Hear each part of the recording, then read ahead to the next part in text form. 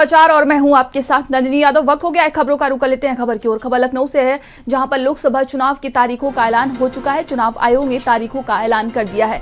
7 चरणों में देश भर में मतदान होगा। 19 अप्रैल से शुरू होकर 1 जून को पूरा मतदान खत्म हो रहा है। ऐलान के बाद से देश भर में आचार संहिता लागू हो गया है। चुनाव आयोग ने आज से अपनी कमान संभाल ली है। लुभावनी योजना पर रहेगी पूरी तरीके से रोक। अब बिना चुनाव आयोग की परमिशन के नहीं होगा काम। आचार संहिता का पालन करने के निर्देश जारी कर दिए गए हैं।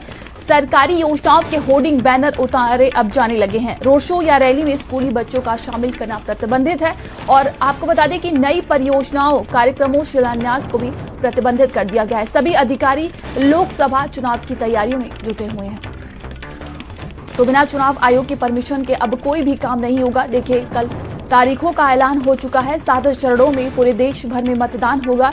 आचार संहिता का पालन करने के लिए निर्देश भी जारी कर दिया गया है। वहीं सरकारी योजनाओं के होर्डिंग बैनर अब उतारे जाने लगे हैं।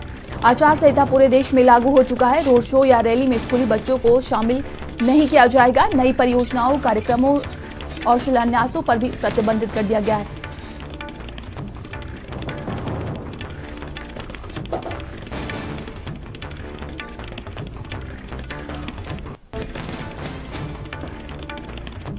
तो चुनाव आयोग ने तारीखों का ऐलान कर दिया है। लोकसभा चुनाव की तारीखों का ऐलान हो चुका है। 7 चरणों में पूरे देश भर में मतदान होगा।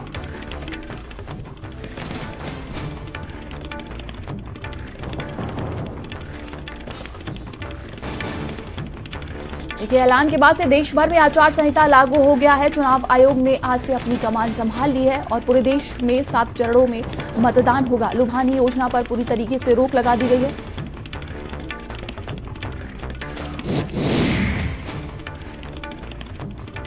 और ज्यादा जानकारी के साथ संवाददाता कपिल हमारे साथ जुड़ गए। कपिल, देखिए, देश के लोकतंत्र का महापर्व की शुरुआत 19 अप्रैल से हो रही है और देखिए अब पूरे देश में आचार संहिता लागू हो गया है। बिल्कुल, देखिए, पूरे देश में आचार संहिता लागू हो गई है। चुनाव आयोग ने कमान संभाल ली है।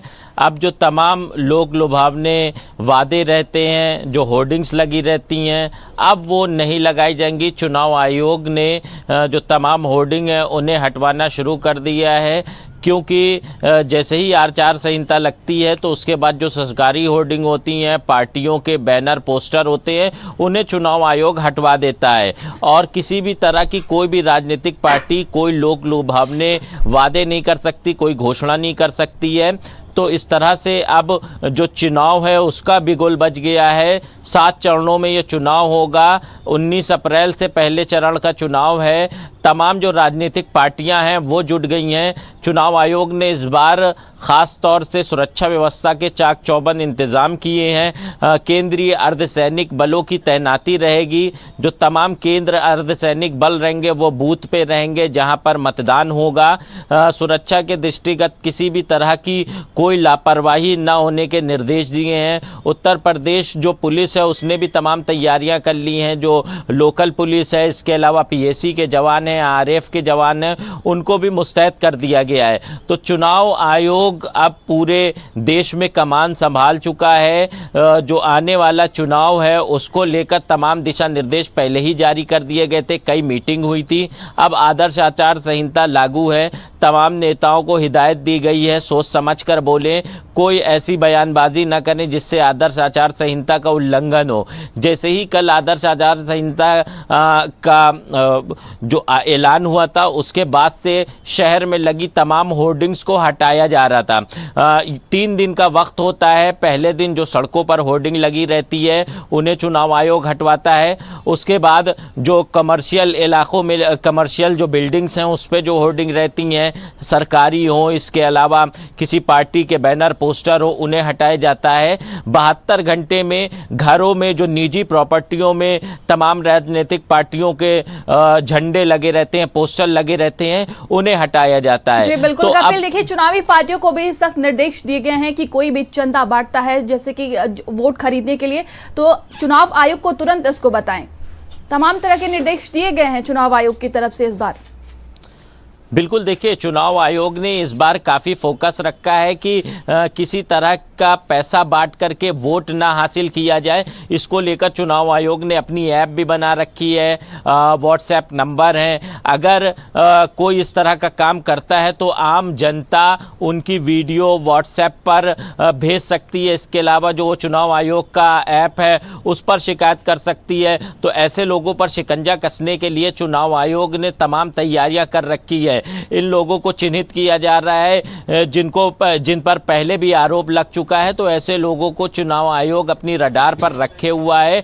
तमाम जो पुलिस के जवान हैं, जो अधिकारी हैं, उन्हें ये निर्देश दिए गए हैं कि वो भ्रमण करें। जो तमाम इलाके ख़ास तौर से ग्रामीण क्षेत्रों में देखा जाता है कि पैसे बांटकर वोट देने की अपील की जाती है। तो इन जगहों पर काफ़ी सतर्कता बरतने के निर्देश दिए गए हैं। इस बार चुनाव आयोग काफ़ी हाईटेक तरीके से चुनाव करा रहा है। जो ईवीएम मशीन है वो तमाम वीवीपैट से लैस है। इसके अलावा अगर कोई किसी का वोटर आईडी कार्ड नहीं आया है तो वो ऑनलाइन आवेदन अभी भी कर सकता है। तो तमाम चीज़ें हैं कि वोट का प्रतिशत भी बढ़े और इसके अलावा जो चंदा होता है, जो पैसे देकर ख़रीदा जाता है, लोग खाना पीना बंटवाते हैं, तो इस तरह की चीज़ें ना हो, इसको लेकर चुनाव आयोग ने तमाम तैयारी कर ली है, दिशा निर्देश दे दिए हैं और कई ऐसे लोग हैं जिनको चिन्हित भी कर रखा गया है। जी बिल्कुल कबीर, तमाम जानकारी के लिए बहुत बहुत धन्यवाद आपका।